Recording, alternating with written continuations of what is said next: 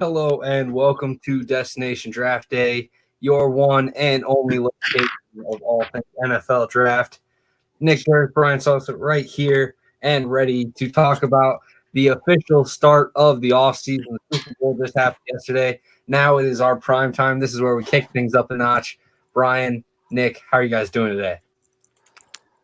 I think Brian's doing well. I think he might have cashed in big time on some bets. I hope maybe he did a lot of Gronkowski prop bets because we said on the show it was pretty obvious that Gronkowski was going to be the difference maker in the game along with the defense, and Buccaneers world champs. No surprise there for Michael. He's been picking them all year, and the Buccaneers win the Super Bowl easily in a blowout.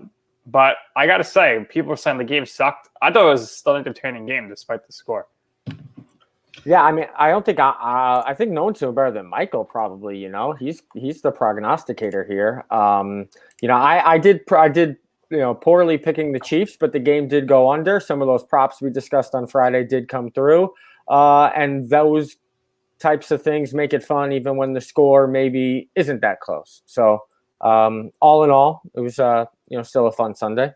Yeah, we're gonna miss Brian's weekly articles on InTheZone.io. Unfortunately, no more season, no more articles. But Michael, did you see Robert Kraft was at the game? He was sitting with Alex Rodriguez, Jennifer Lopez, and Aaron Judge. He's there to root on Tom and Rob, I guess. Oh, absolutely. I'm sure they're still very close friends. And, I got to give a little crap to Brady for selfishly just finally having a Super Bowl that wasn't down to the wire and making everyone stressed out that was rooting for him. This year, things seem to be a lot more handled. And obviously the credit goes to the entire Buccaneers team more so than just Brady. But it was definitely a difference maker having Brady in that organization. And Tampa Bay, like they said on the broadcast all game, is probably changed forever now because of what Brady has brought in. And Gronkowski and Brady now, the most touchdowns all time for a duo, and Gronkowski the most receiving touchdowns in playoff history as well. And the defense was great.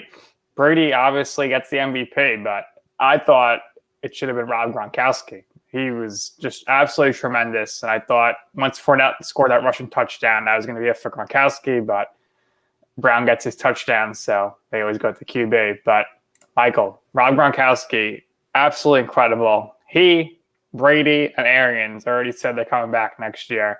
We'll see what happens with Brown, who's playing a lot of big payday. But that defense is scary as well.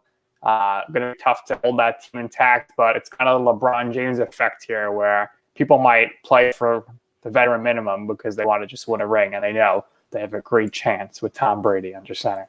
Absolutely. There are some big pieces that are going to the offseason this coming offseason, and there's definitely a chance that the Bucs will try to retain as much people as possible, maybe work a little Saints magic where they just push all their debt over to the next few years and just deal with it later. That could happen, but there's definitely some question marks on some guys that will probably end up leaving.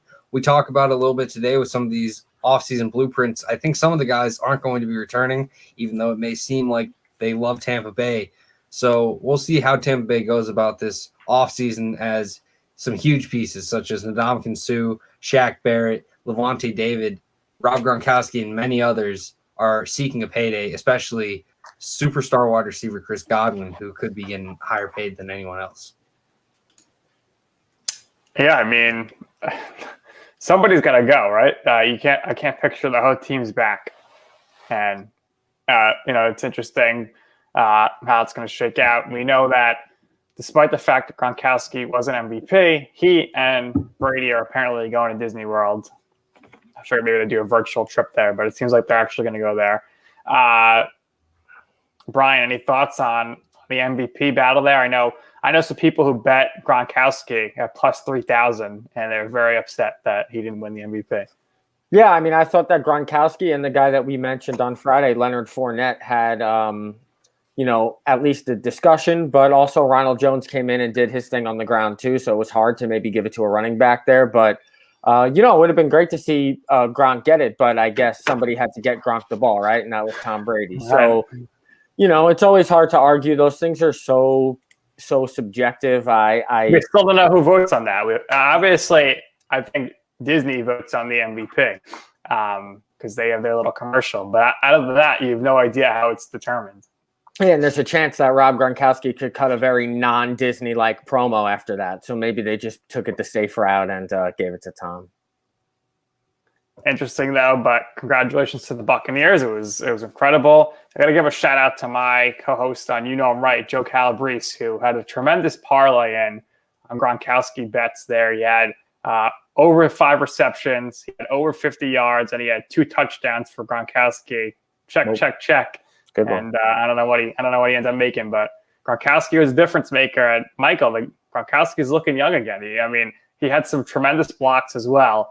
How much longer do you think Gronkowski could play now? And is this kind of like maybe a blueprint for players who are so beat up? Take a year off and then go to play in a warm weather place, and you might be able to add in a few years onto your career here. And what do you think his contract is gonna be like here to stay? He'll probably. There's no way Gronkowski would ever play without Brady. So I think it's kind of like he's gonna stay here, and as long as Brady wants to play, maybe he'll decide he wants to continue playing. Yeah, that's kind of the mindset I'm under. I think they'll play 1 more, 2 more years, whatever happens.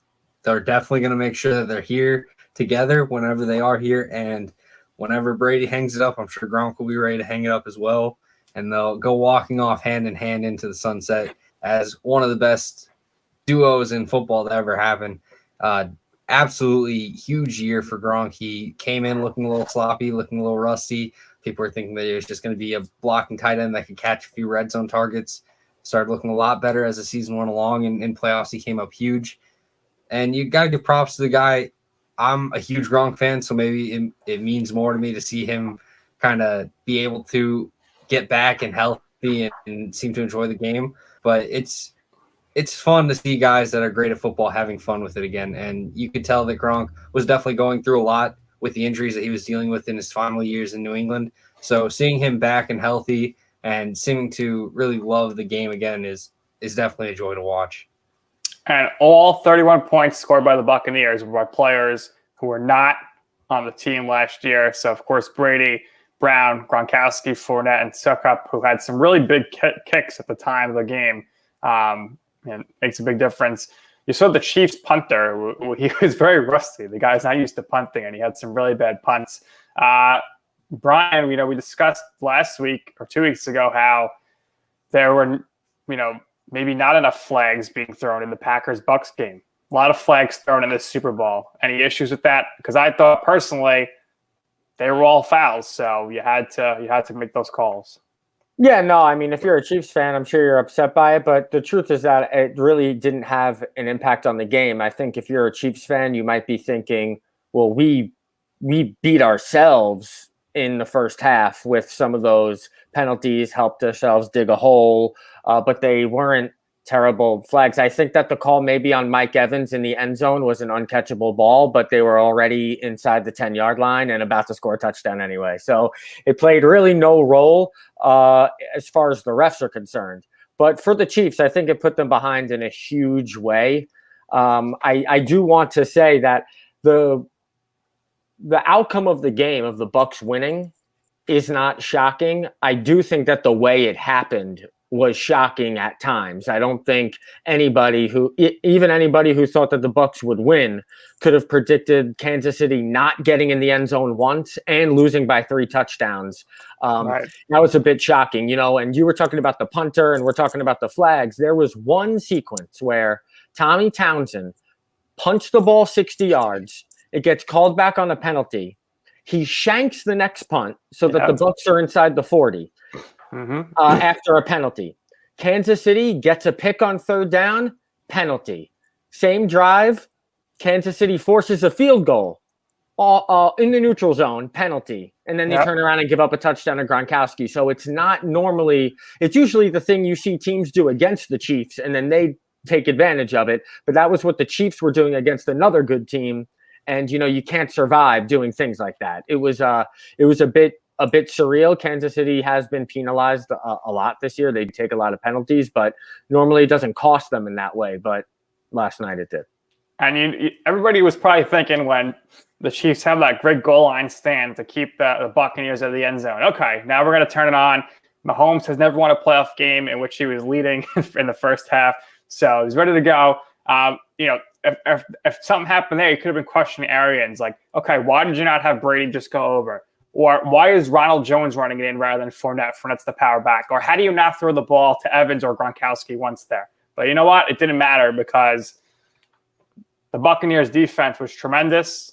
Rick wants us to talk about the tragedy that you cannot vote the team defense as the MVP. The Bucs defense won the game. Yes, they did.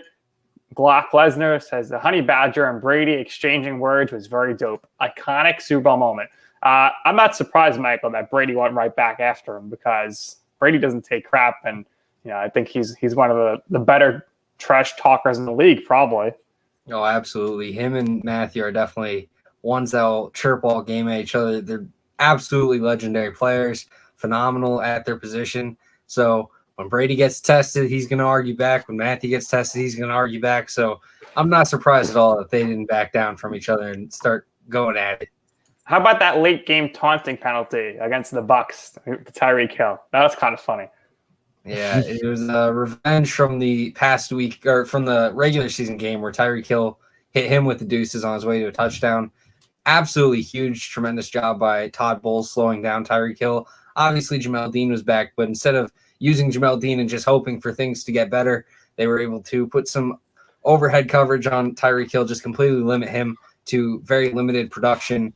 And they did a solid job of containing Kelce as well. And then also some really interesting concepts on the defensive line, having Vita Vea play from the edge where he's this nose tackle that's always just run stuffing up the middle. But instead they have him just closing down on the edge, forcing Mahomes to roll out, and then running right into Shaq Barrett. And that's how the Bucs won all game. They were able to keep Patrick Mahomes uncomfortable. Both tackles being out for the Chiefs led to a lot of chaos behind that offensive line. Mahomes was left scrambling. Sometimes it was warranted. Sometimes it felt like he was doing too much. But when you have QBs uncomfortable, overthinking tends to happen, and it happened to Mahomes. And the Bucs defense came in a big way, and that's why I can't even disagree with Ricklington there. And maybe the defense did deserve it because that was a phenomenal performance. Sue had a big sack to end the game, essentially. But I knew the Chiefs were in trouble because the only offensive play working for the Chiefs, really for the whole night, but to start the game, was Mahomes' 3-yard run to the left side out of bounds for a gain of 3. And I said, the Chiefs are in trouble here because the Bucs will let Mahomes do that all night long. Excellent job covering Kelce, covering Hill. The guys were not open all night.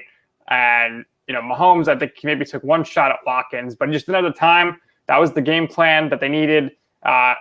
Pre-game, I was from the pregame show. Jason Pierre-Paul had an incredible interview where Nate Burleson asked him, like, how are you getting ready for Mahomes? And he said, I don't need to get ready for Mahomes. He knows I'm coming. He's got to get ready for me. And that I thought was, great that he said that. And he took a shot at him, and it worked. And, Mahomes obviously has got this toe injury, so who knows how much that impacted him. But I think the tackles being out was the big issue. Overall for CBS, just wanted to, say they did a good job post-game, like showing Kelce and Gronk talking. Obviously, they just followed Brady around, which was fine. But how do you, at the trophy presentation, not interview Gronkowski and Bruce Arians? I know you want to talk to Brady, but I figured you got to get some more people up there to talk. It was very quick, and I guess that's the business because they were just super excited to get over to some regular show, which nobody was going to watch anyway. But all I wanted to hear was Gronkowski talk. We didn't get that opportunity on CBS. Yeah, it happens. There's definitely a lot of worthy news. They did talk to Bruce though right before Brady, so at least there was that. But I just want to say real quick as well, huge props to Patrick Mahomes. I know he didn't have the greatest game, but the foot injury he was dealing with, he was scrambling around all game, and that's likely one that any of us or anyone watching the show would probably call out of work from a job that you're sitting down all day from. So the fact that Mahomes is out there taking hits, scrambling around in the backfield, making insane throws, making throws when he's horizontal from the ground is phenomenal, and he's going to be back. I understand that the Chiefs will eventually have to deal with his cap hit, and they're going to have to rearrange how this team operates because there's going to be too many big contracts. but Mahomes is good enough to where he will be back. He will get some more rings in his time, and enjoy this career. Don't try to quickly be like, oh, Mahomes not as good as you said he was. Oh, Mahomes is. Isn't it crazy to think that Kelsey is the same age as Gronkowski? You always think Kelsey's so much younger, but we'll see what happens with Mahomes, because 5 years from now it's going to be a lot different cast around him. He's good enough, like Rodgers, where they're always going to be there. But we'll see, how the success comes, and who knows, Michael? Maybe Friday you'll do your off-season blueprint for the Chiefs and the Buccaneers. I think that'd be pretty fun. But we got to talk about the team. Last the line. We got to talk about the team at the top of the draft here. Well, I think that's as good a transition as any. We're going to start off with Brian's team, the New York Jets. I understand we may have some differences in approach, but let's look at this draft. I got him going Justin Fields with that first pick. I think it's time that you go and move on from Darnold. I understand Darnold has plenty of potential, which, as you can see with that additional second-round pick, I believe they trade him to Indianapolis, pick up a second. So we got Justin Fields, quarterback out of Ohio State. The way that you go about this is you bring in a QB, whether it's Wilson, whether it's Fields, maybe even if it's Lance, you go and get them, and you have a rookie contract on the books. You allow Saleh to build up this defense. You allow him to get weapons on the offense and make this team built a lot better than it currently is. I still believe in Darnold. I think there's potential there. But when I look at what he has done in his career, it's not enough for me to be confident that I want to bring him back for another year and then have to pay him after that. I think you send him off right now for a second, which I think is very reasonable, and then you bring in your favorite QB of the batch, and like I said, you build up this roster. At 23, I have them going Kadarius Toney, which may seem like a reach for many, but you look at what the 49ers draft history was, and it was guys like Deebo Samuel, guys like Brandon Ayuk, who are these yards after catch monsters who are able to create plays and really do so with the ball in their hands. And that is Kadarius Toney to a T. He is absolutely a great fit for what this 49ers offense will try to do.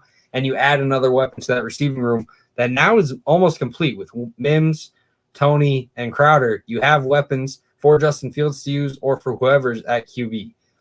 With that next second, I have them going Eric Stokes, cornerback out of Georgia. I think in a zone scheme like Saleh's defense, with his length, his speed, his athleticism, you have so much potential here. I do think that the Jets look for other veteran options to try to bring in a culture to New York, but adding these young, talented weapons on the defensive side of things is extremely important, and I think Eric Stokes is the way to do that.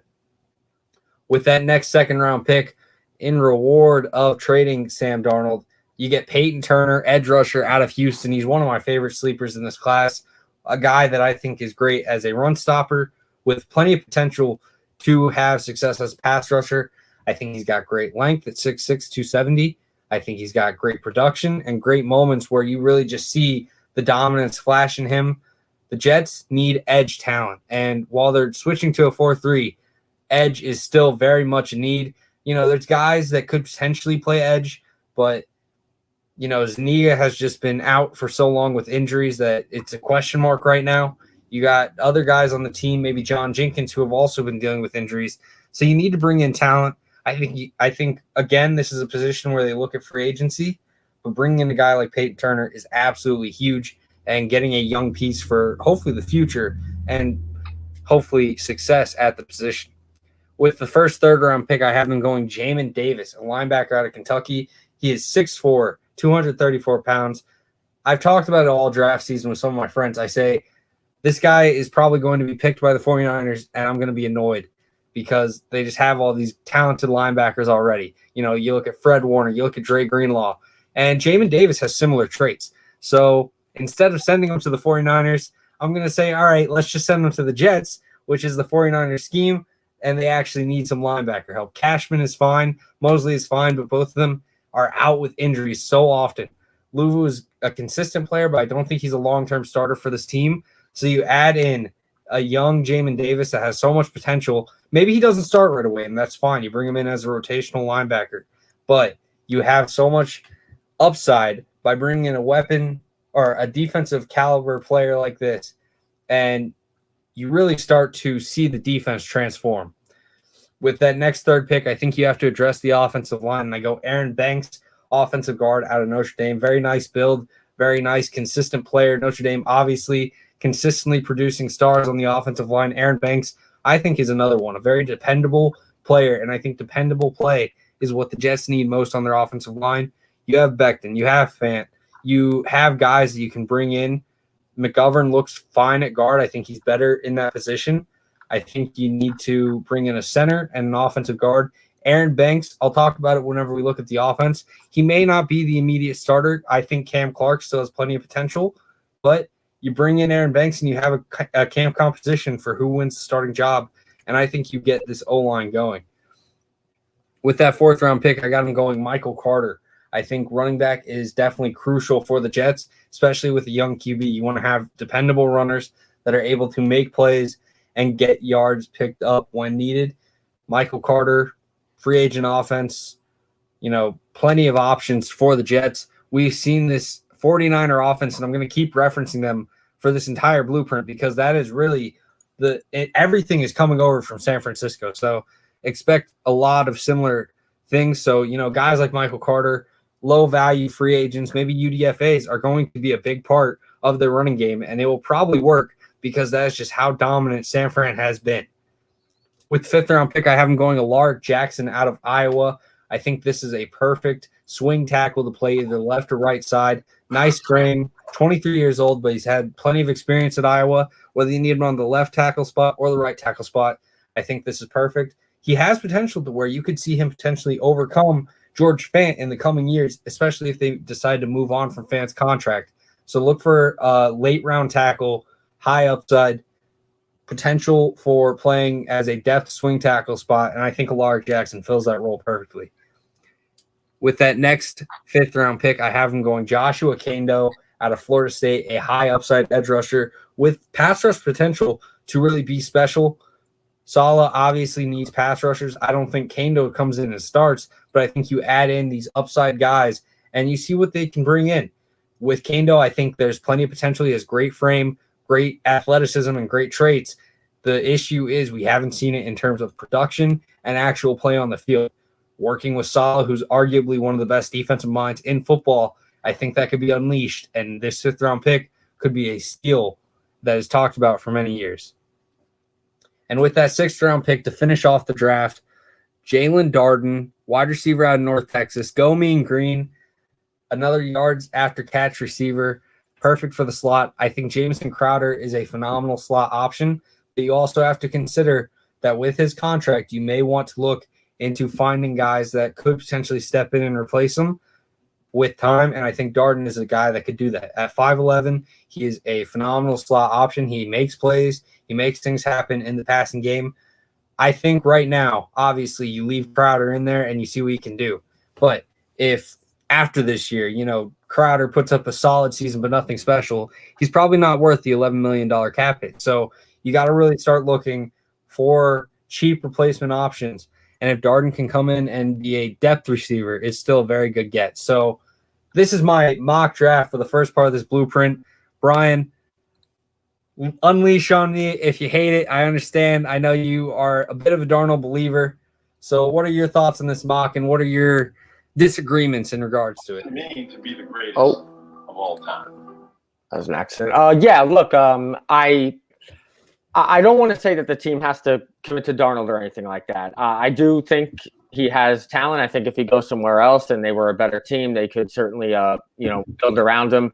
You know more about all of this, draft stuff than me. You do your homework, so I'm not here to rip you apart. When you look at it, the Jets need a couple of starters on the offensive line, some wide receivers, an every down running back, a pass rusher, a new linebacking core, and a whole new defensive backfield. So other than that, the roster is just in really great shape, right?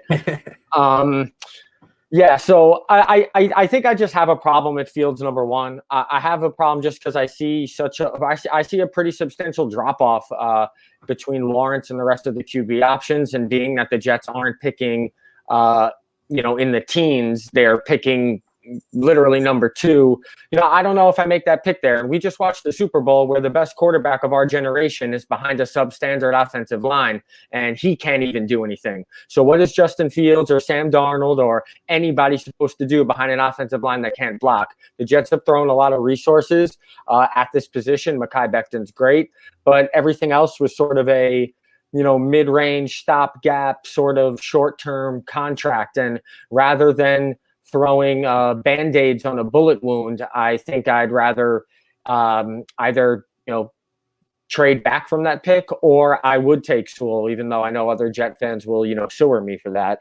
I love Kadarius Toney. The Jets need another wide receiver option to go with Denzel Mims and Jamison Crowder and even Chris Herndon, if he could be that pass-catching tight end that they need. I love the fact that your mock has an edge rusher going early and linebackers. If you look at who the Jets have, when it comes to free agency, their leading tackler, Neville Hewitt, is a free agent. So is Jordan Jenkins. So is their best safety, Marcus May. So is Brian Poole, who did decently at cornerback. So they need to rebuild the defense basically at every level. So they need some of those guys. No complaints with any of the depth guys. I do like getting another wide receiver and a running back and an offensive lineman towards the end. I just think at the top you need to be looking wide receiver and cornerback as you are, but also offensive line a bit earlier. If the Jets have already gone after free agents with the offensive line recently, I think they need to draft one. I would do that over taking a quarterback. That's just me. If you feel like Justin Fields is this next generational talent that you can't miss, well, then I guess you have to take him. I maybe just am not of that belief. But no, Michael, I won't rip you apart. I think they should hire you as Joe Douglas's assistant, actually. So I will say, Rick has a comment for Michael, a Wilson hater. He doesn't like Wilson. He likes Fields. I'm not a hater. I really love Fields. I think he's one of the best QB prospects. Yes, there's issues in his passing delivery. Yes, there's issues in his passing game. But I think looking at what he can become is extraordinarily higher than any other QB. I mean, I look at Fields and Lance are probably the highest upside guys of those three. And I think Wilson is probably the most talented right now, but I think he offers the lowest amount of upside. I think if Fields is given a proper team, which I think Saleh will be building with Douglas and with this exciting roster and coaching staff, I think there's definitely a lot of potential here for Fields in New York, in a Jets organization that maybe it's had question marks about developing players to develop and be a special superstar. Now, I do want to move on to this offense. Hopefully, this will help your opinion of the offseason plan. I do have them spending a little money. So let's get into it right away. First, at running back, I think you got to go with a guy that can be dependable, but also comes with a cheap price tag. And that's Jamal Williams. I think you look at what Green Bay has done over these past 3 years, and both Jamal Williams, Aaron Jones, A.J. Dillon, all three had shown a lot of promise. With the Jets, Jamal Williams comes onto a free agent market that a lot of teams do not have money. $20 million or more in cap space, only 11 teams currently have that. So a team like the Jets can probably come in and get a lot of value pickups throughout the offseason. Where they spend money, though, is at center with Corey Linsley. I think the Packers right now will likely try to retain Linsley any way possible, but they're currently under the cap, negative 20-something million, and Linsley is going to be a huge payday. So if you're the Jets and Linsley hits the market, I think that's where you have to pay him. You know, left tackle Becton, left guard Connor McGovern, pay Corey Linsley, get a position battle at right guard with Aaron Banks and Cam Clark, and then George Fant at right tackle. And this offensive line is tremendously improved. I know that there are still question marks. McGovern still has to prove himself as a guard. Fant still has to play a little bit better. But I think this is how you get the offensive line going. Obviously, there's other positions. Denzel Mims at receiver in year 2. Jamison Crowder back with hopefully a dependable play and play calling system that'll help him continue to put up the numbers he's had while other guys are actually putting up numbers too. And Chris Herndon at tight end in what could be a make or break year for him. But I think with a easier scheme, I think he could have a nice year as well. with Jamal Williams, I don't think he's the only back that's going to be there. San Fran love to have this rotational system. So I think, Jamal Williams, Michael Carter, like we talked about with the draft, and probably either another free agent, maybe one like Tevin Coleman or Jerick McKinnon, who were 49ers and now hit the market again, or UDFAs that could be very talented and add to the team, such as a Rakeem Boyd or someone maybe even lower who doesn't get as much hype. Now we go to the defensive side of things, and this is where the Jets are really going to be spending most of their money, and it may be a little bit out of the ordinary, but we got Quinnen Williams and Folorunso Fatukasi at the defensive tackle spots. On the edge, we got Kerry Hyder, who just worked with Saleh last year. I think you bring him in as a veteran presence on the defensive line. You have Hyder, Turner, Zuniga. You have options on this defensive line that will allow you to get some sort of presence on the edge, which is something the Jets have not been able to see. Sorry for the shot, Brian. It's just truth. At linebacker, we leave Cashman, Mosley, and Lavu. Obviously, Jamin Davis will be rotating into that, but this linebacker core has plenty of talent. It's just about staying healthy. Mosley could be special this year and really bounce back if he is able to keep the injuries out of it. And Cashman is similar. He had some strong moments in his young career so far, but he's missed a lot of time. So we got to see how he does in terms of staying healthy and durability. At the cornerback position, me and Brian have talked about this nonstop. Bringing in Richard Sherman would be absolutely huge for the New York Jets in terms of establishing a culture, getting a defensive leader.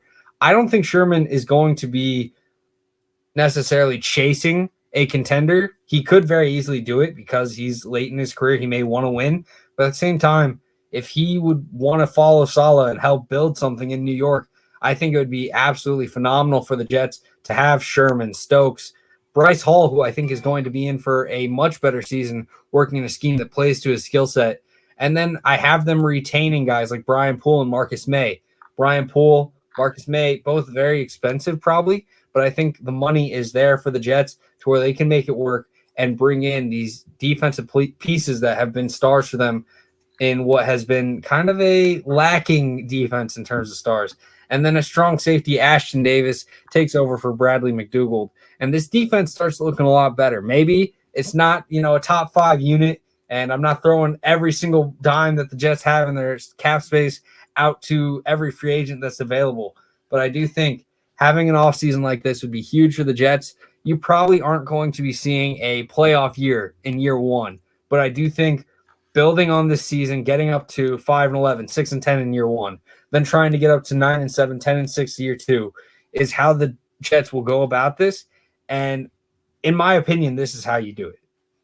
How much money you think years is Sherman getting, and do you worry at all with a person like Richard Sherman and the New York media, especially if things don't get off to a hot start? I don't think I really worry about Sherman and the New York media. I think he's been a guy that has been constantly taken by media, and especially during his time in Seattle and early in San Francisco, he handled it especially well. I think he embraces the idea that you can learn from mistakes, which is huge for this Jets team that's going to be young and looking to improve year after year. I think he's absolutely a phenomenal leader. He's super well spoken, one of the smartest guys I've ever seen at the podium. I think he'd be absolutely fine in the New York media, even if he's in a rotational role with, Bryce Hall coming in a lot, or guys like Eric Stokes or whoever they bring in the draft, maybe some other pieces on their team already. I think he'd be perfectly fine, and I think Saleh would make sure that he is, at the very least, just a great leader. And I think in terms of contract, you're probably looking at in that $8 to $10 million a year range, which may seem overpriced, but I think the impact and the still skill that exists there for Sherman is well worth it. Yeah, I've been in agreement with Michael on the Sherman thing. I think that there's nothing wrong with bringing in veterans and on a short-term sort of deal. I mean, look, if you look at the list of cornerbacks, there's a lot out there on the market if you want to get somebody that maybe costs a little bit less, but at the same time, the Jets have some money to spend. They will have money to spend. The defensive backfield is really like a lot of young guys and then just a lot of holes. So I do think that there's room for veterans. If you want to bring in a guy like Sherman, you want to bring in a guy like, I don't know, I think guys like Mackenzie Alexander is a free agent. Even DJ Hayden's a free agent. It just depends on who you like. They should bring back Brian Poole and both Marcus May. So I love that. Hopefully Mosley is back to an opt-in. I think the Jets got exactly one game out of Mosley. They were beating the Buffalo Bills 16-0 at halftime in week 1 in 2019. Mosley gets hurt. The entire season goes down under, and then he doesn't play this year. So I don't even know where you got that picture from. Must have been a preseason game or training camp or something like that. But no, Michael, I'll admit you're getting me a little bit. I'm not going to say the word excited. I'm just going to say that every team's back to their records 0-0 now. So actually, Jets are tied for first place in the AFC East. Yeah, and like I said before, maybe this isn't going to be the offseason that people dream of, where they're bringing in, the top guys at every position. I'm sure there's some people out there that think they're getting Dak, Aaron Jones, Corey Davis, and then, every defensive superstar out there. It's probably not going to happen like that. And most likely, the Jets aren't going to do a complete 180 in year one. But I think with a organization that was as frustrating as it was in this past season, it's important to enter the season with the idea we want to see a team that is better. And I think that's a perfectly reasonable ask. Maybe it doesn't result in a surprise playoff run or a surprise contending season. But I think looking at a team that has a lot of potential and seeing a 6-10, 7-9, 5-11 season even where you're competitive is absolutely huge. So if they have like a Panthers-like season where maybe they aren't that high in the standings, but they put together a good year and are close in a lot of games, then that's absolutely a win for the Jets, especially after what seemed like a never-ending torture cycle with Gase at some points last year. Yeah, I think people are going to want to go from 2 wins to 9 wins, and sure, that'd be great. It doesn't really happen in the NFL like that. I think that's something to keep in mind, is that even if they don't get every free agent that they'd be after this year, free agents want to go to teams that are close. They want to go play for coaches that, that kind of players, coaches that guys want to play for. I think they're covered in that department with Saleh. They need to improve incrementally so that the guys who are free agents, next year and other years, down the line within the next couple are going to look at this team and say, well, maybe they're just, me away. Maybe they're just a position sort of away. Right now, they have so many holes to fill that you can't really worry about the finished product and what that will look like. You have to hope for incremental improvement. You have to go from 2 wins to 6 or to 7 or something like that. So, I mean, you kind of have to start somewhere. The great thing about Saleh and LaFleur coming in now is that the Jets are very much a clean slate. It's a fresh canvas. There's a lot of money to work with. So hopefully those two in concert with Joe Douglas can sort of start to turn things around, because you can only pick at the top of the draft for so long. Your draft picks have to turn into something eventually, and you have to spend your money wisely. Those are both things the Jets have struggled with in the last, forever. So, it has to start. Would you equate Hyder and Sherman, or really anybody that Sal brings over from the 49ers, to when Rex Ryan loaded up on Ravens, most notably Bart Scott, and kind of had him lead their defense to start his coaching career? Well, me or Michael? Either or, doesn't matter to me. Well, I mean, I think the point is to bring along players that that you can trust, whether it's to be the locker room leader, whether it's to get the system, or both, really. So I think the idea is a little similar. Yes, I mean, Rex Ryan put in an offensive system that Bart Scott had already mastered, and that and at his position, he's sort of the captain of the defense, right? Like the shortstop on your baseball team. So that's really what you're looking for. I think it's a little bit maybe less so with Richard Sherman because he's out wide. But if a guy like CJ Mosley does come back, I'm pretty sure you can plug and play him into any defense on earth, and he'd be pretty good at it. So it would be a little bit of that to bring guys over that you can trust, right, Michael? Absolutely, and I think that's huge. It's familiarity, getting guys that can kind of coach down. There's definitely a little bit of disconnect between coaches and players in most teams. So having that player connection where veterans can help bring along those players a little bit more and additional support in that organization is huge. So having a guy like Kerry Hyder working with Peyton Turner or whoever the Jets drafted edge And having a guy like Richard Sherman helping, whether it's guys like Bryce Hall or guys like Eric Stokes, who they may draft, or whoever they draft at corner, is definitely huge because you have two guys that know the system, found success in the system, and now can share that wisdom with their locker room and hopefully help bring up some of the young talent as well. We do got to get moving on, though, to the next team, and that is the Miami Dolphins, currently in possession of number 3. But we pull up the draft board, and number 3 is gone. Hold on, guys. I understand this is a big price tag, but I think it's worth it. In the end, we got some trade details. Tua Tagovailoa, Christian Wilkins, Eric Flowers, the first pick that they have in the first round, number 3, the 18th pick, the 35th pick, your 2022 first, and your 2022 second for Deshaun Watson and the 2022 fifth-round pick. It's hefty. I get it. But if you want Deshaun Watson, you have to pay the price. Yeah, obviously you have to give them the young QB to give them potential. You have to give a star player, and I think Christian Wilkins can fill that need.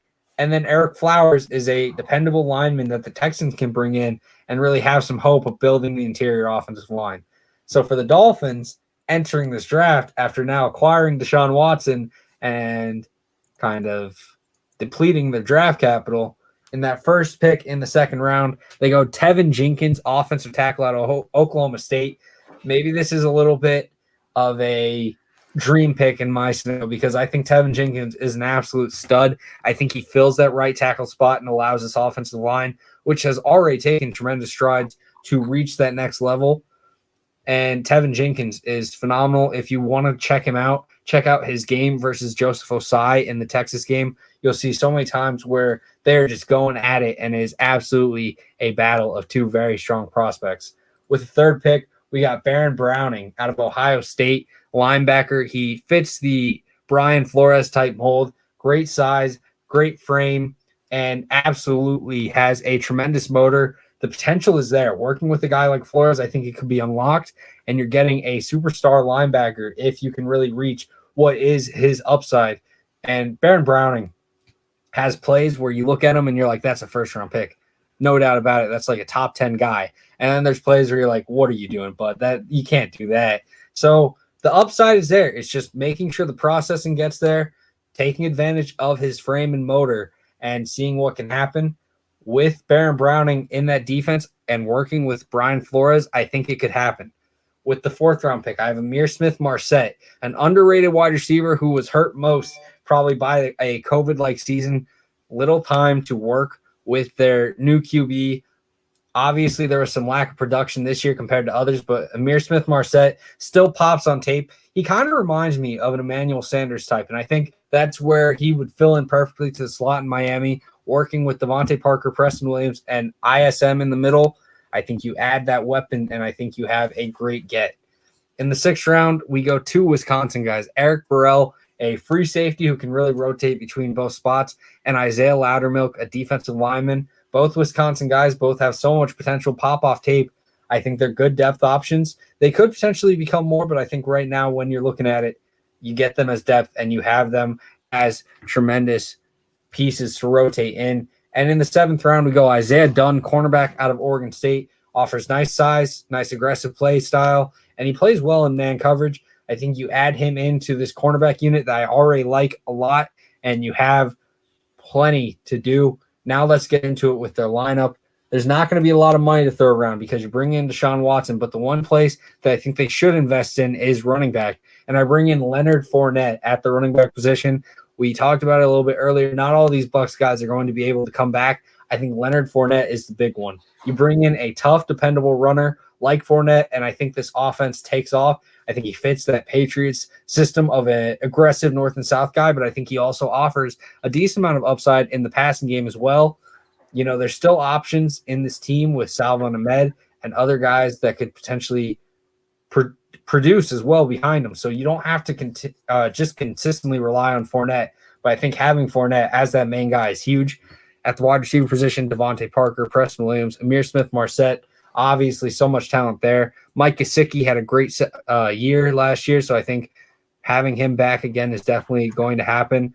the offensive line is definitely young. You have Kinley and Hunt at the guard spots, both rookies last year. Austin Jackson at left tackle, rookie last year. Ted Karras, he was solid, a nice stopgap, I think, right now with everything that happened this offseason in this mock blueprint. You keep Karras and you try to bring him back and have this consistency on the offensive line. Then Tevin Jenkins right there at right tackle. And this offense really gets going. I love Tua. I think there's so much potential there. But when you have a chance at Deshaun Watson, you got to swing for the fences. And I think Miami absolutely has to do it. On the defensive side of things, we're looking at Raekwon Davis, who had a superstar season as a rookie. If you haven't noticed him yet, you better pay attention. Huge frame, 6'7", 330 pounds, has been a phenomenal nose tackle.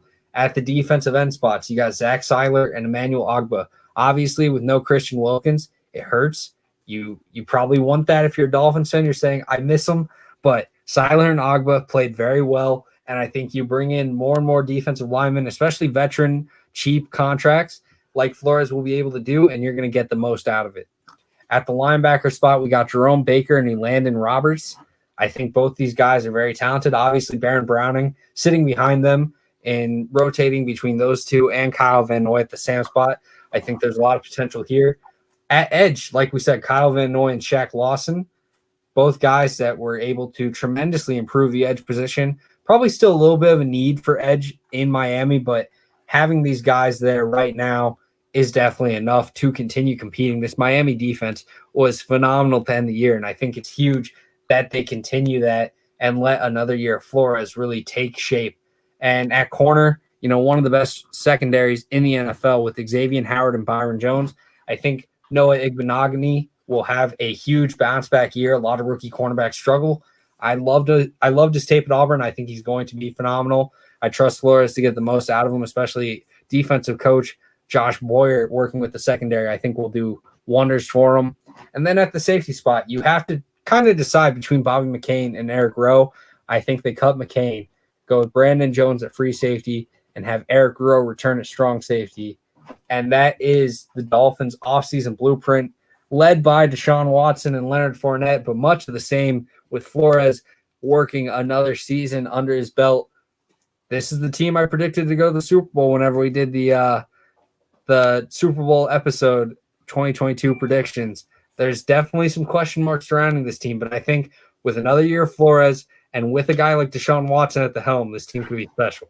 Well, if you can get rid of Eric Flowers, your team's already that much better. So if they get rid of him, I think they'll like that. I don't see this big blockbuster trade happening because my record's here saying I think the Texans retained Deshaun Watson. But now we got to do the Texans blueprint, Michael, because they are the number 3 team here picking. What's interesting about this graphic here is look at this defense. Everybody's returning. So what does that tell you? The defense is in place. They're ready to go. If they get Deshaun Watson, it's going to be a huge difference maker for them. And Leonard Fournette would be a tremendous addition as well. So that'd be a big time boost for them. The offensive line already pretty good, and you had a replacement for Flowers. That'd be a big upgrade. Rick has a nice comment here about the O-line, which we're not going to put on the air here. Use the dump button, but I think Dolphins are in a good spot here. It's going to be an interesting, competitive NFC East for the next few years here. Obviously, we got to see what the Patriots do with the quarterback situation, but the Bills aren't going anywhere, and the Jets they're gonna try to come here and get things going. Here we go. That O-line is very, very nasty good. There you go, Rick. A cleaned up version. We appreciate it, Rick. I think the same. Obviously there's going to be some growing pains, maybe some sophomore issues for some of these offensive linemen. But I think that offensive line, especially when you look at what was happening when Rosen was the QB, is much improved, and hats off to Chris Grier. Well, that is all we have for you guys today here on Destination Draft Day. We got Nick, we got Brian, and we got plenty of draft talk. We're going to be coming at you all offseason with blueprints, mock drafts, positional rankings, and scouting reports. Stick with us because we got it all covered. Destination Draft Day, your one and only destination for NFL draft talk. It's a long road, but we'll get you there. Pro football, college football, NFL draft. we got you covered. Nick, Brian, thank you guys so much. Everyone that's viewing and in the comment sections, we appreciate you guys so much as well. Thank you to Landry Football, and thank you to Bonus Seeker for all the opportunities they brought us. We will see you guys on Friday where we talk some more blueprints and some more football. Take care.